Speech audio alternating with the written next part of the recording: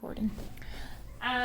So last night all of your legwork was done, so hopefully you turned that in. You also turned in your choice books yesterday too. Your writer's notebook for term 1 is due by tomorrow.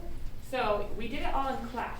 So if you were in class and you took your notes, you should have 7 things. If you missed class for some reason, then you'll need to go back to the weekly overviews on the days that you missed and get any notes that you missed. Okay? Towards the end, we didn't have notes on some of the last few modules because we were working on our essay, but if you're missing one of the 7, and they're listed on the writer's notebook assignment, all the titles of what you should have in there, and then there are PowerPoints in each weekly overview or videos of me talking through the slide, teaching the class basically, so you can go back and get it there. Okay, so you'll turn that in by Thursday.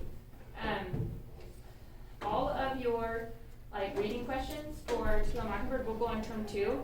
But you still should be keeping up with your reading. I'm just doing that so that grade-wise I have a good separation between the terms. So we'll talk about that in a second. Any questions in term 1 stuff? Yes? You said To Kill a Mockingbird is for next time? Yeah.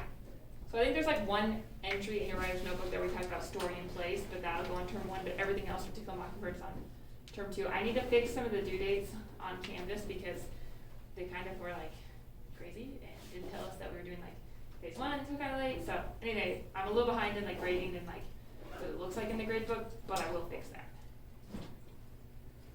Cool. Okay.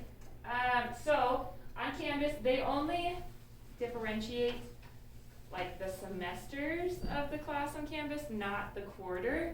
So we'll keep building on the quarter or on the same Canvas course. So I just have started putting term 2 week 1 and the dates there, so that way you know what module we're on. And then after next week, I will make these go away, so because you won't need them anymore. So that will be a lot less cluttered for you. Cool. So we're gonna start by reviewing your reading from last night / the last week. So pull open the 5 questions that you answered as you were reading, and we're just going to go through them really quick, and then we are going to take some notes.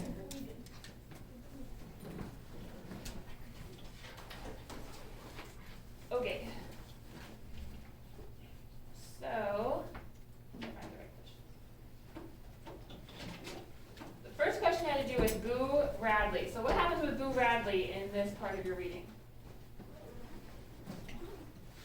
Yes. The kids see they think children think that he's big and scary, but then they see that he's kind of soft-hearted. Okay, good. They have some more positive interactions with him where he's fairly generous. So what are those interactions? Yeah.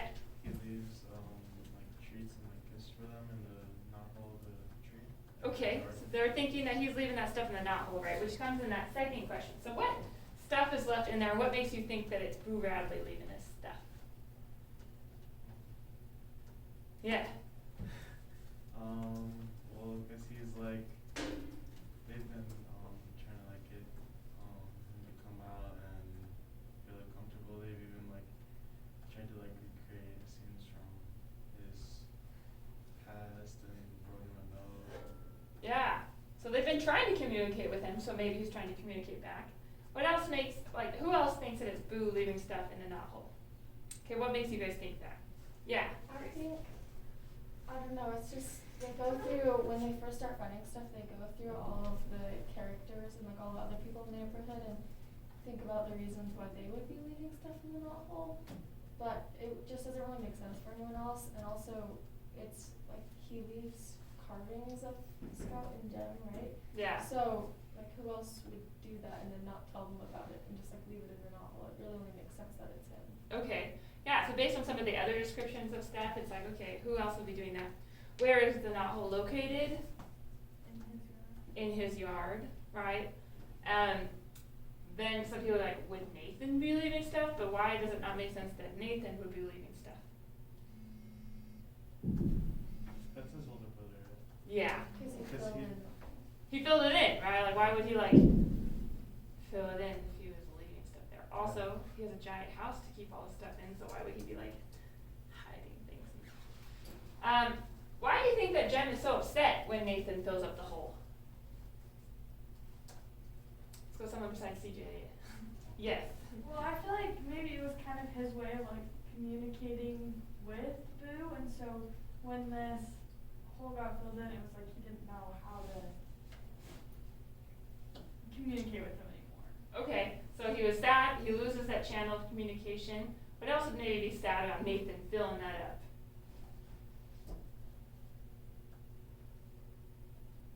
Why does Boo Radley stay inside? Or go ahead, CJ.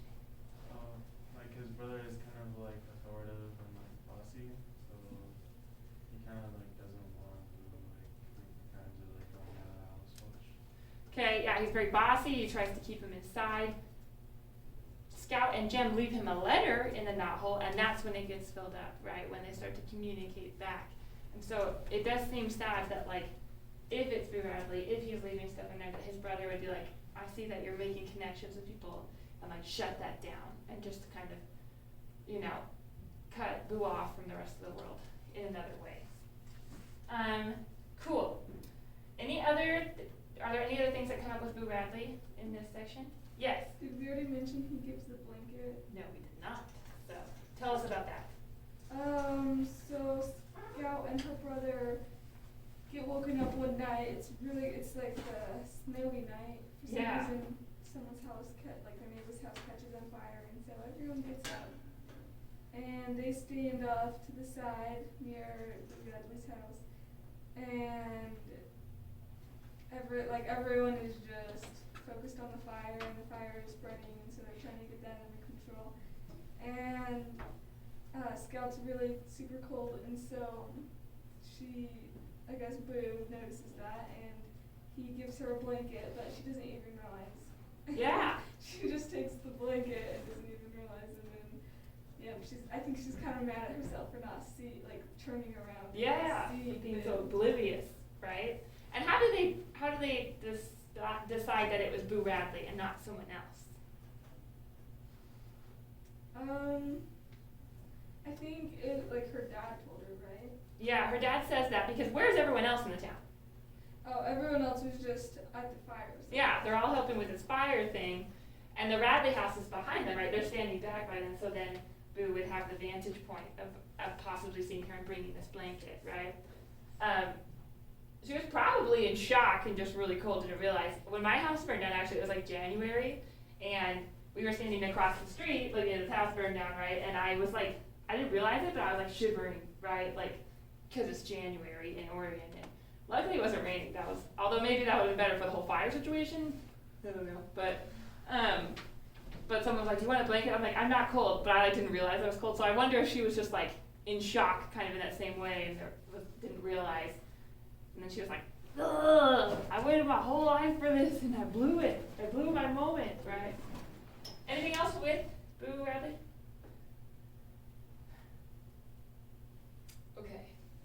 So, we talked about the first two. We see the first mention of the mockingbird in this section. What does Atticus say about mockingbirds? / Miss Bobby. Yes, Hayden. Well, basically, like,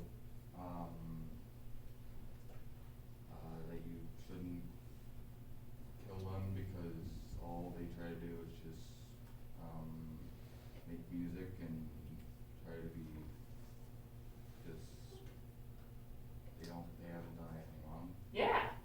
It's a sin to kill a mockingbird because they don't do anything that's obnoxious, right? Other birds, like blue jays, eat their crops, are obnoxious, but mockingbirds are just nice, right? They're just these nice birds that sing songs, and you shouldn't harm them. Okay, so thinking about this, why do you think that this is titled To Kill a Mockingbird? Any theories so far? Yeah. I mean, I haven't really read it. It's a book against racism, right? Yeah. So I think, and there's that case. I haven't finished reading the case of that black dude and Scout's dad. And stuff. Uh-huh. But it's a sin to kill a mockingbird because a mockingbird is nothing but pleasant, and it hasn't done anything wrong. So that's why it'd be a sin. You're killing innocent blood. And I think black people probably were being killed for no reason. They're just being blamed. they were taking the blame for everything, and so I think, I don't know, like that kind of ties in, like it's a sin to kill like a black person because they haven't done anything wrong. Yeah.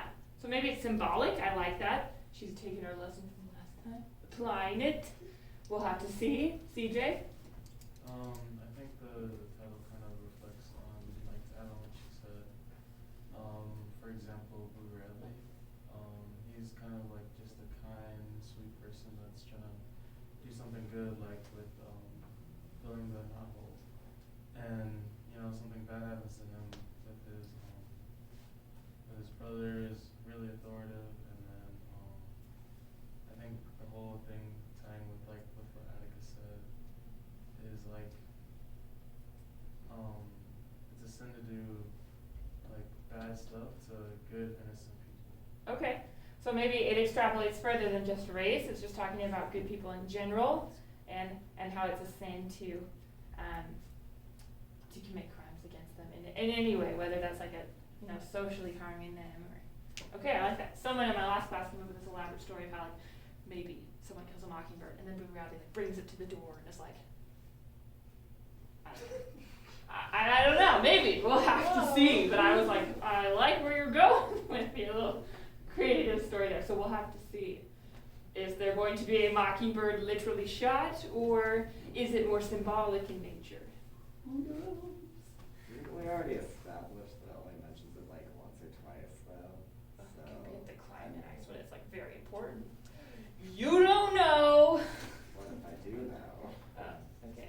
Anyway, I'm intrigued. Okay. Racism comes up. We don't have a ton of time, so I just kind of want to skip over that because it'll be more important probably in the next bit of reading. Tim Johnson. Who is Tim Johnson? Is that like a hand there, Sam? Or something? No, Yeah? I have not read the book. Oh, guys, you've got to do your reading because you're only harming yourself. I know it's tempting not to, but you will not do well in this class if you don't read. And Sorry, I just have a question. Like, I probably should. I got to section 2. I didn't look at the page number. That's probably not enough, is it? no, that was good. To part 2. So Oh, you did it. I didn't. Is Tim Johnson's not the case, is it? No, that's Tom Robinson. Well, that's confusing. I know. Yeah, And there's a reason why they're I so saw close. Tim Johnson. I bet CJ knows. CJ. Tim Johnson is Scout's dog. It's not Scout's dog, but it's someone's dog. Oh, yeah. It is a dog. Yeah, it's like the neighborhood dog. He's like the rabies dog. Yeah, right. And just so in case you didn't know, mad doesn't mean it was just angry. It means it was like insane, had rabies, right? And rabies is very dangerous. Even today, there's a point where if you get bit by something that has rabies, that you cannot fix it, right? And so you will die of rabies. But especially during this time, I don't even know if they had a vaccine in the 30s, to be honest. But if they did, they were far enough away that maybe you wouldn't get there in time to save you from the disease of rabies, right? So they were very scared of this dog, not because they're like, it has like if they get bit, they could die, right? So Tim Johnson, tell me about, he's got rabies. What happens? How does he die? Yes. So Scout and Jim, they're kind of disappointed in their dad because he's like older than everyone. He doesn't do anything. He didn't play football. Doesn't have any skills. Yeah, and he's too old for everything. Yeah. And so they're kind of bummed, but then they see their dad like kill this dog with one shot, like bullseye, right? Yeah. But so yeah, they're really interested in that. Their dad doesn't say anything about that, and then one of their neighbors is like, "Oh yeah, we called him like one shot or whatever." Yeah, old one shot. Yeah, and he was like the best shot in like the whole county, right? Yeah. And they're like, our dad has mad skills. Yeah, and so they're way proud of that, but And yet, is Atticus proud of that?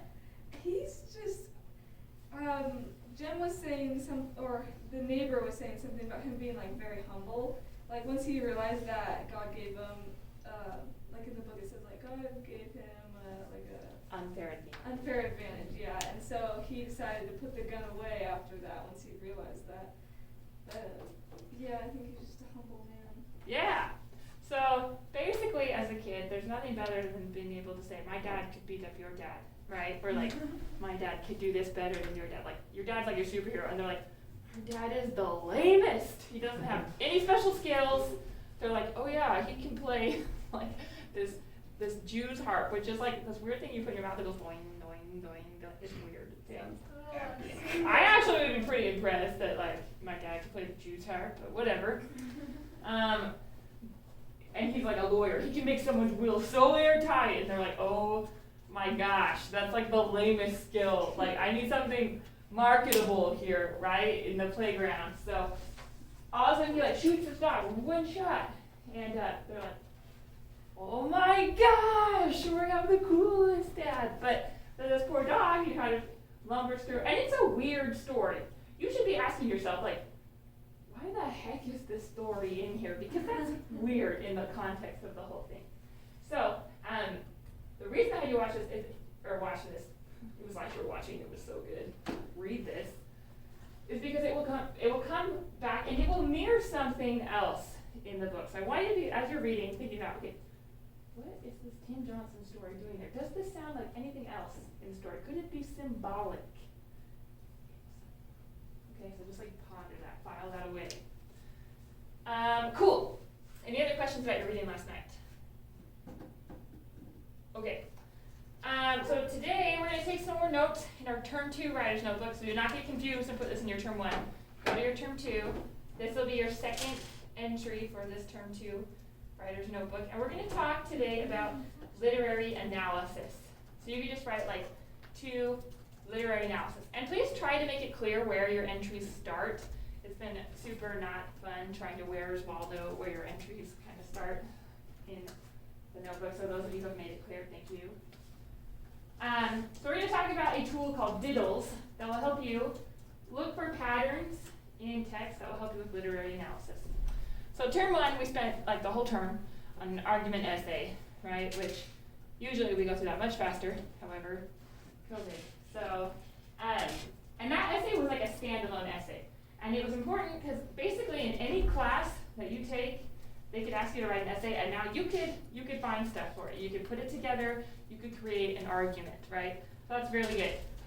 For English though, specifically, we look at text and we'll write papers about, essays about texts, whether that's a novel or a short story or whatever. And so we're going to talk today about literary analysis, where you look at a text, you analyze it, and you decide how the author is achieving their purpose and using what patterns or strategy do they do that, right? So you'll still write papers, but they'll be a little bit more specific to English now, okay? So, literary analysis, I want you to write down the definition and then the 3 questions that will help you in this class when thinking about literary analysis. Literary analysis is the detailed examination of a text's purpose and how the text achieves that purpose. So every text has a purpose, whether the author thinks about it or not. Things for like, I don't know, like the Magic Tree House, right, are going to have kind of a slightly different purpose. They're kind of to educate but also entertain. Works of literature that we're talking about in English class typically have some sort of greater theme or message. Cassius, do you have your notes? Or Marcellus? Marcellus? Awkward. No. Do you have your notes to take? No, I'm going to get behind. Do you need a charger? No? Okay, grab your computer. Stay with us. You can take a nap in like 30 minutes. I had 0 hours of sleep, so I'm sorry. Okay, well, why did we get 0 hours? Okay, I think we've been behind. So, pull open your computer, go home and take a nap. Okay, so, 3 questions that it can help you as you analyze things. 1, you want to think about what is the author doing. So, they are trying to bring out this particular theme, or they're trying to show something about history, or whatever it is, okay? Then think about how they're doing it. Those can kind of be flipped. Like, you could be like, okay, I notice they're using a simile here, and that's how they're doing whatever they're doing. So sometimes you might notice the how first, like, I'm noticing a simile, I'm noticing metaphor, I'm noticing imagery, or a pattern of some sort. And then you can think about, okay, now what are they trying to achieve through that? Or why is this all significant? Okay, so you're going to be breaking it down into patterns, and then you're going to think about how those patterns are helping the author to achieve whatever their purpose is. Okay?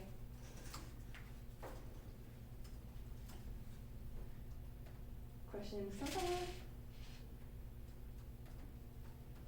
Okay, so when I'm thinking about analysis, let's say I wanted to analyze this computer.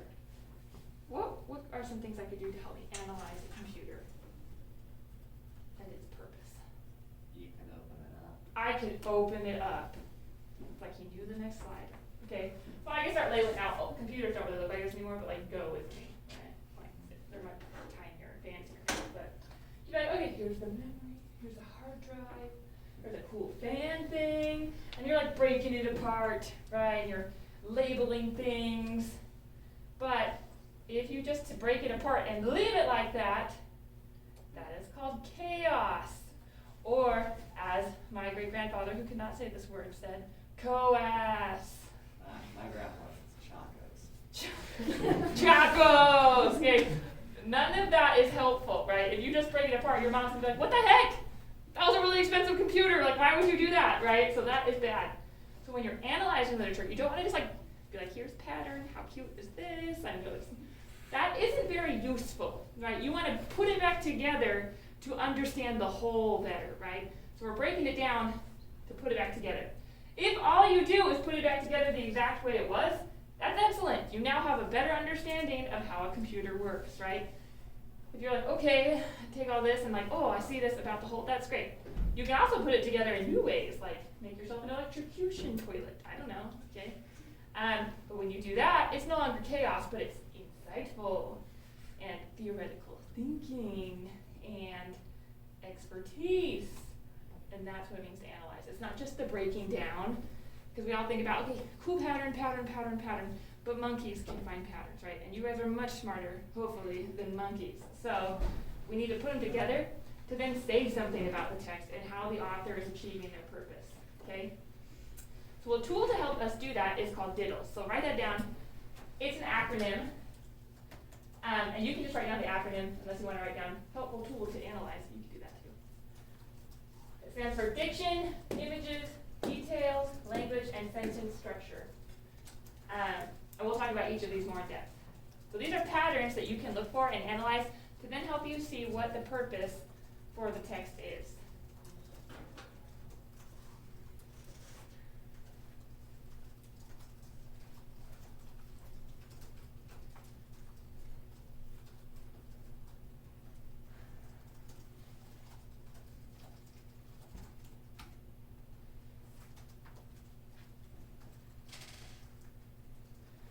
Okay.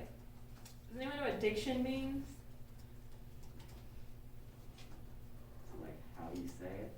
Sort of, yeah, because in singing, right, they'll be like, use diction when you sing, so you really enunciate it. In English, it still has to do with words, but what it means is word choice. So diction equals word choice, so I would write that down. Okay?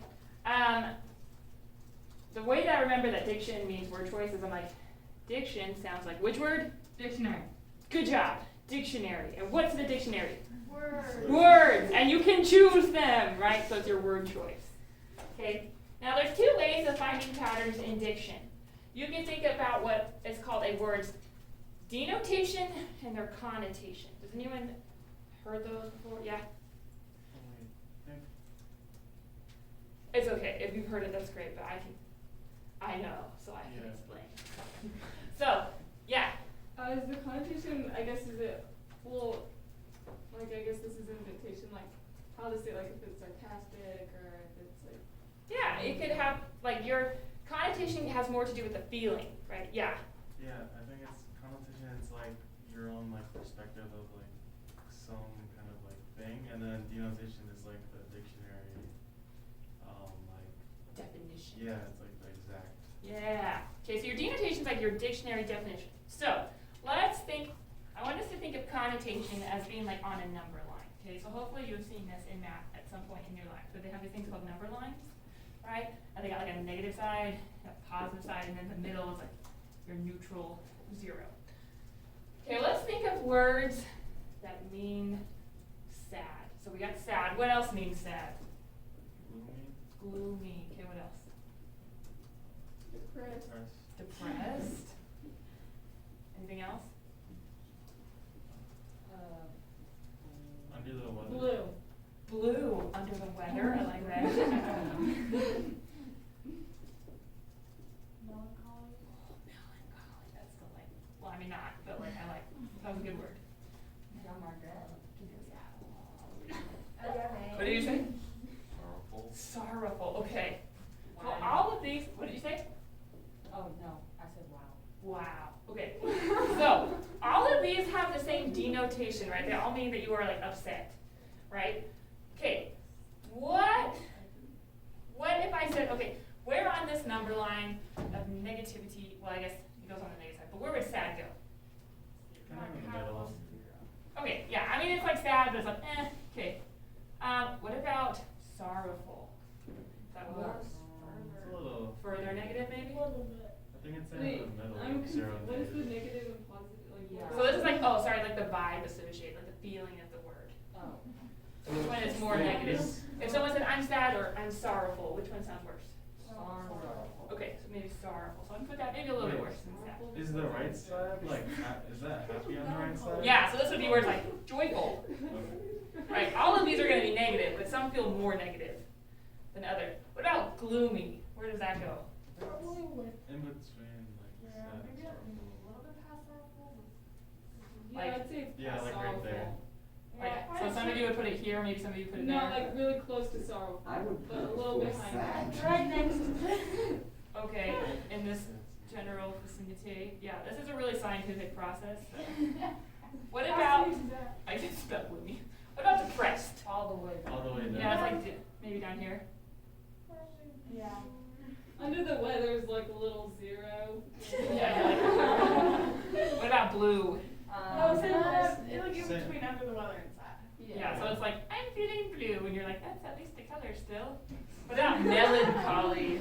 Oh, that's a good one. Okay, I don't even know what that means. It means you're like, whoa, it I've is never me. seen that one. And So the longer. maybe the- sad. Every time sorrowful and depressed. So maybe somewhere here, like, Last yeah. time I watched Oh, that movie, you said it was they're like wrong. Tina. What about like wrecked? Wrecked? What? So that's I'm sad. wrecked. Past depressed. Way over there. Okay, so you see, they all have the same literal meaning, right? They all mean that you are sad, but then some of them have much different vibes. If you go home to your mom, you're like, I'm melancholy. She'd be like, first of all, your English teacher is fantastic.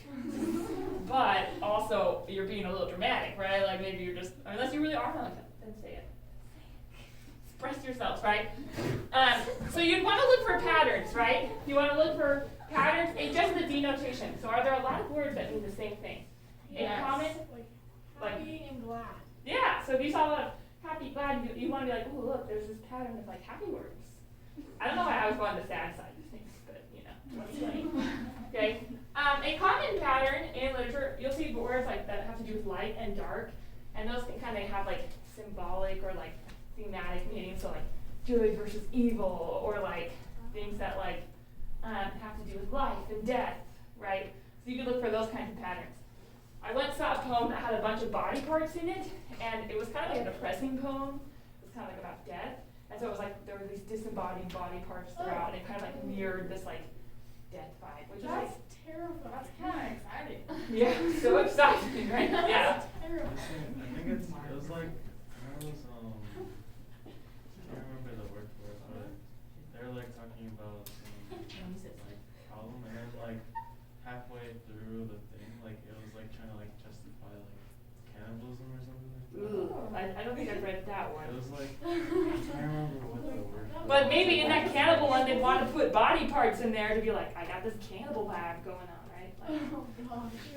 you'd want to note that, although I don't know. That stuff seems a bit creepy. Okay. Often there are patterns with like nature versus like mechanical things. And then I don't know what I was doing when I was doing this, but like maybe there's a lot of words doing with a profession or with fruit. I don't know, but you should be noticing patterns. To be good at English, you need to be a good noticer, okay? So you're reading through, you're like, this kind of idea pops up a lot. Make note of that. You can maybe write about that later. If you're noticing, wow, there's like a lot of words having to do with birds. Notice that. You may not know why they're doing it yet, but if you're noticing it, then as you get to the end, you can be like, oh, I see, right? At least you have something to work with instead of getting to the end, you're like, well, didn't notice anything, and now I have to write a paper on something that I have no idea about, right? So notice things. Be a good noticer. You also want to notice the vibes or ideas. So maybe they all mean different things, but there's like an overarching tone of anger and like hate, maybe sarcastic. So if you're reading like a piece of satire or watching Saturday Night Live, you're gonna get like a lot more sarcastic vibes because the whole point is to make you laugh, but also in a satirical way, so they're making fun of things in order to draw your attention to it, right? Like politics and boring stuff, right? Boring. I mean, whatever. I just like so over politics. Anyway, we don't have to talk about that. You're fine. Okay. So you want to be noticing patterns in both like denotation, so what their dictionary definition, oh yeah, I'm noticing all of that, or connotation, the feelings and vibes associated with words. Okay? Confessions? Okay. Yeah, CJ. Isn't it kind of like subjective and objective? Like Yeah, there's like your objective meaning versus the subjective meaning. Yeah, you could say that too. Other questions? Okay, images. So, images are vivid appeals to understanding through the senses. So everyone always thinks of like imagery. It creates a picture in my mind, right? But you have 5 senses, and sight is just one of the 5. So it could be patterns in sound. So the same sound is being presented, especially in poetry, they'll do that. They'll have like a lot of words, maybe that start with the like sound W, and then it creates like this feeling of like this wind. And maybe the poem is called like The Blustery Day. I don't know, it's like Winnie the Pooh, right? But they could use sound to help them bring across that purpose, right? Of like this winds of change or whatever, with like the I don't know, okay? But you have many senses. So don't just think picture in their mind, think, how is this appealing to any of my senses? Okay? If you find a pattern in imagery, so like these appeals to sentence, they call those motifs. They give you repeated images, ideas, actions, right? Some examples, a repeated like theme or idea is authority. So like in every book, there's some authority figure that Harry Potter's like, I don't really care. I'm gonna do what I want, right? Like Umbridge, forget her. McGonagall, right? Ministry of Magic, who cares? You haven't read those books, you really should. It's delightful. There is a motif of noses in The Great Gatsby. So they talk about people's noses a lot, which is like a weird thing to spend your time on when the book's only like that long. But every time like they're talking about noses, they're typically like looking down their nose at someone, and it creates like this connotation of social stratification where you're like, I'm better than you, and they're better than you, and it kind of mirrors that purpose of the author, which is to talk about some of the class systems of the United States during the time. And then when we read the book, there is a motif of colors. Colors is brought up a lot, and that would be a motif because it's this repeated pattern. And we'll figure out why when we read it. Stay tuned. Other things with imagery are like your literary devices. So maybe you probably talked about a few of these before at least. But basically a literary device is a specific technique used to convey a specific special meaning. Or you can just write down the examples. Literary devices are things like similes. What's a simile? You compare two things using? Like grass. Boom. Okay, that's the key. What's a metaphor? It's when you literally compare them. You literally compare them and you don't use like or as. So I could say, my mind is like a pigsty, and that would be simile. But if I said, my mind is a pigsty, that's a metaphor. Okay, imagery we talked about. What is alliteration? Yeah. Isn't it when like a bunch of words start with the same letter, like the same sound? Yeah, so it's like, she sells seashells down by the seashore. I suck at those. But it's that repeated sound, and sometimes authors do that. Like I said, if you were like talking about wind, you might use like a, we walked, I don't know, I can't think of other W words right now, but you maybe would use that sound to create some of that feeling, okay? What is personification? Yeah. Maybe you give like a non-human thing, like a person. Yeah, you personify it, right? So you take an object like this desk and you say, the desk stood at attention. It can't actually do that. It's not a person, right? So I personified it, right? What about onomatopoeia? Yeah. It's a word that sounds like the sound it's describing. Yeah, so it's words like boom, crash, even like zipper. It's like zip. Oh my gosh. Is your mind blown? Oh, yeah. Ha! Okay. So, and there's lots of those, right? There's lots of different things that have special names, but those are just some examples that are more common, okay? So those would go under images. So you want to look for patterns of those things too. If you notice alliteration being used, like, ooh, why is he using that? Ooh, metaphors, why does he compare it to that? Symbols, whatever, okay? Details is a lot like imagery, except for it's mostly just facts that are included, or even the ones that they don't include. So the biggest difference is that they aren't imagery, but they're still adding to the story in some way. So thinking about like To Kill a Mockingbird, Tim Johnson would kind of be like a detail you want to notice, right? It's not like imagery, it's just like this random story, but you want to, that's a weird detail to add. Why do they add that, right? Or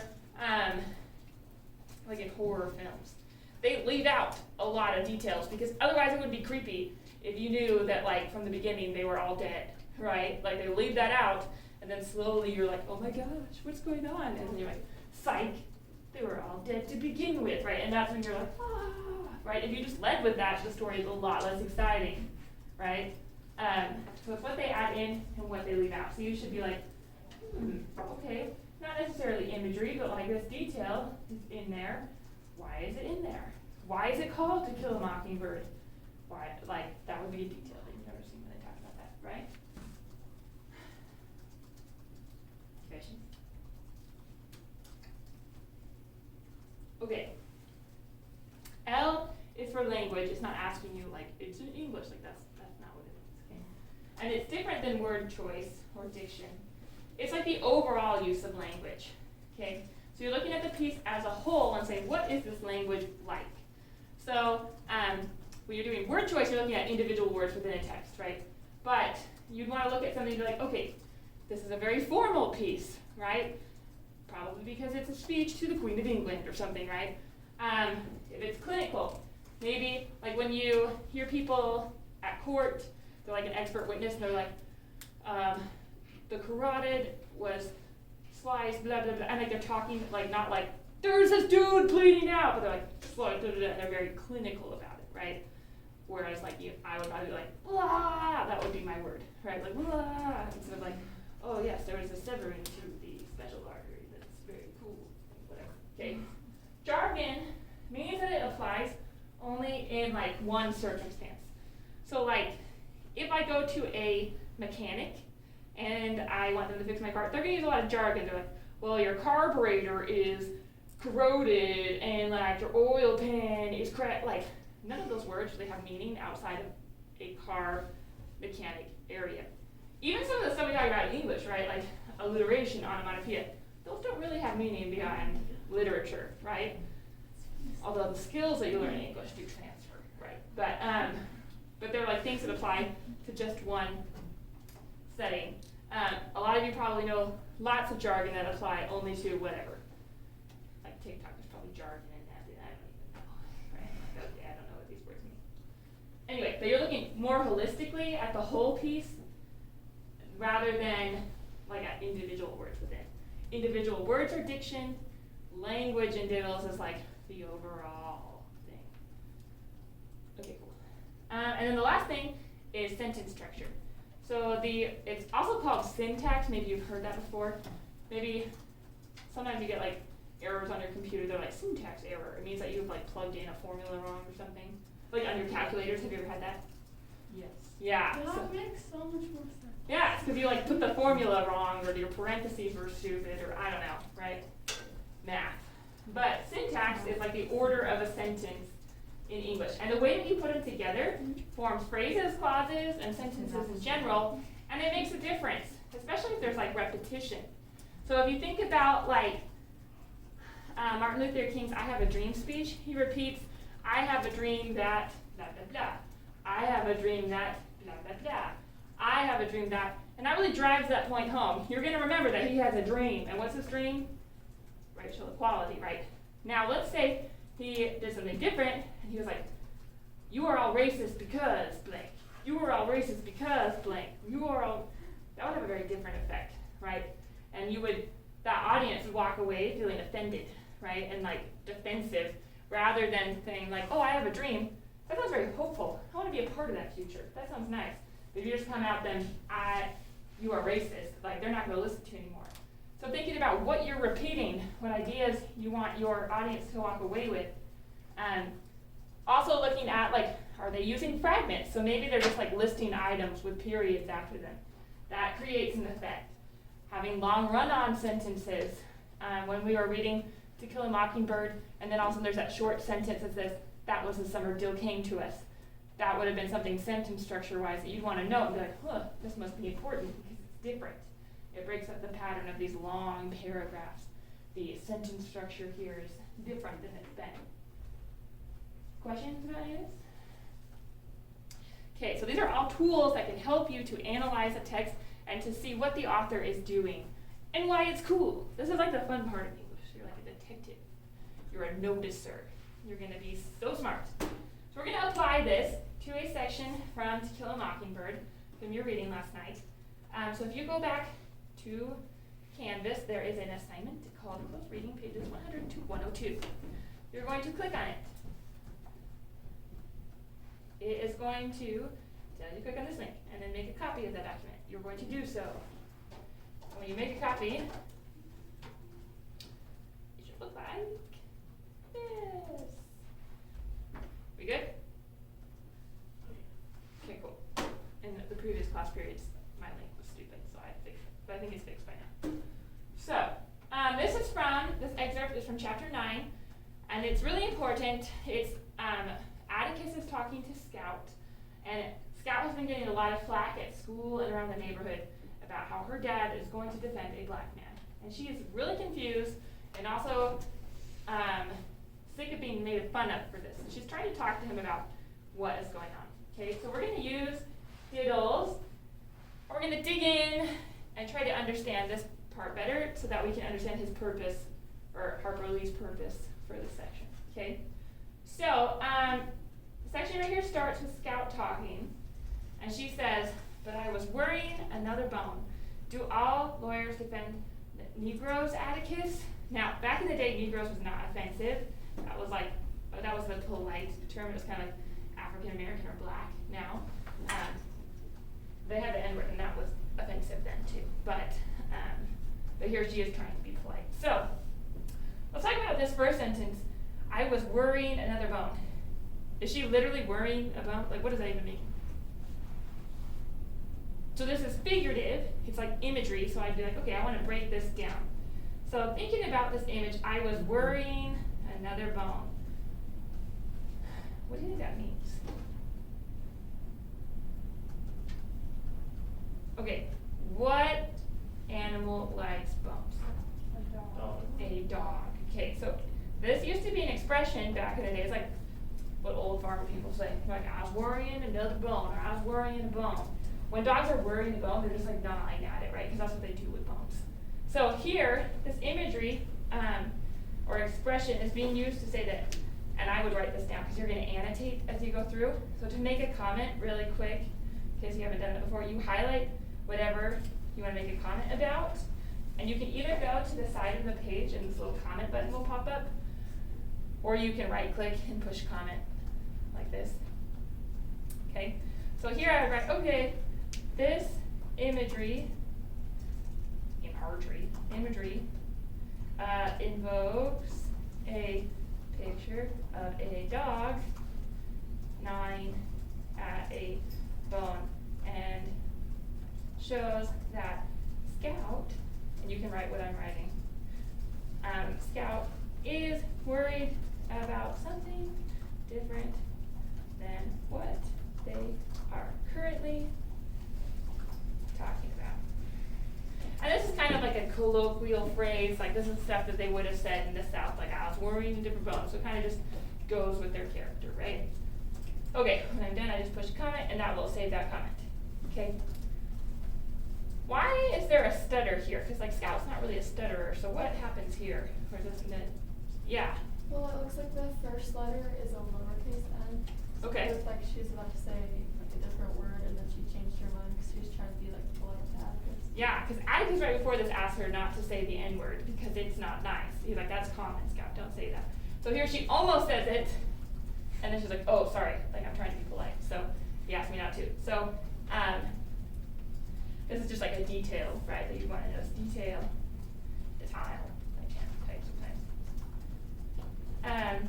She almost uses the N word, which shows how ingrained it is in her vocabulary. So this is something that they just say, right? Kind of showing some implicit racism and stuff right here.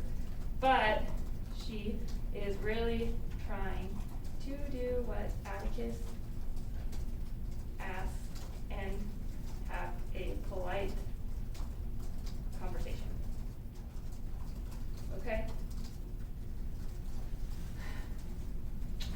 Cool. So then Atticus says, of course they do, Scout. And she says, then why did Cecil say you defended? And then she says the N-word. She either forgets or she's just repeating what Cecil has said, right? He made it sound like you were running a still. Okay, do you know what a still is? It's short for distillery. Does anyone know what a distillery is? I make alcohol. Yes, right. So back in this day, this is in the 1930s, following Prohibition. And what was Prohibition? Where they banned out. They banned alcohol. And how did that work for the United States? Everyone just started making their own alcohol, right? And having speakeasies, and it was nuts, right? So running a still meant that you were illegally making your own alcohol. So she made it, like she said that Cecil Jacobs made it sound like he was, by defending a black man, doing the equivalent of running an illegal alcohol organization. So I would be like, that is worth noting. This is a simile that he's using, right? Or she's using. So Cecil has made it sound like defending a black man is as bad as running an illegal alcohol operation. It is bad, and she is confused about why her father would do something so wrong.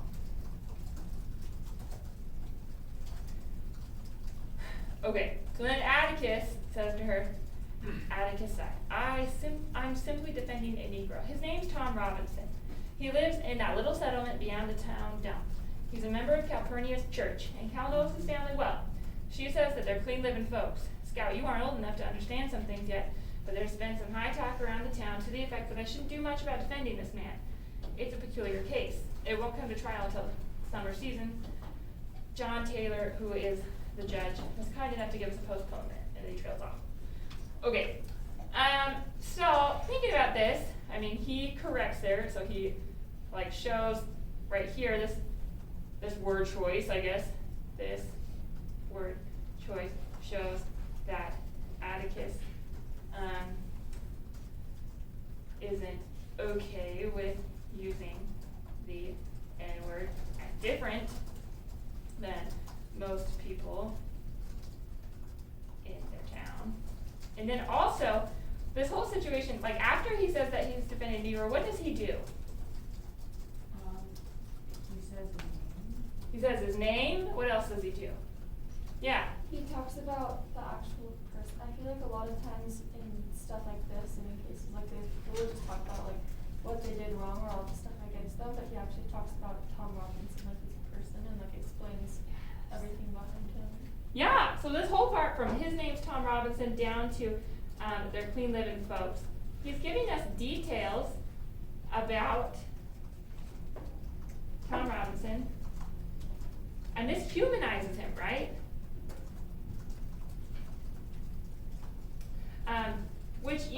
as people are saying things like he defends black people, they're not even talking about Tom, right? They're talking about this general kind of racist, no, definitely racist way of thinking, right?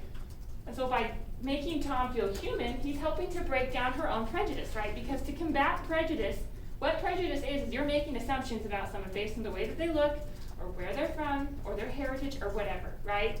And to break that down, you have to get to know the individuals, right? So that you can see that there isn't a pattern there, that we're all unique, that we all are alike in that uniqueness, and that you can't make blanket statements about how people are based on how they look or where they're from, right? And so he humanizes him. He shows Scout that Tom is a person and helps to break down her prejudice. Okay? And like Grace was saying, like, we often talk about people who committed crime, we're just like, they did these things, but he makes this person a person, which again helps to break down that prejudice. Okay? So you see how we're kind of walking through this and we're noticing details. We haven't said a ton about like sentence structure yet, just because I don't think that anything has looked super like applicable, but we've noticed details, we've noticed some imagery, right? So I want you to keep going down and noticing things and patterns, okay, and making comments on the side.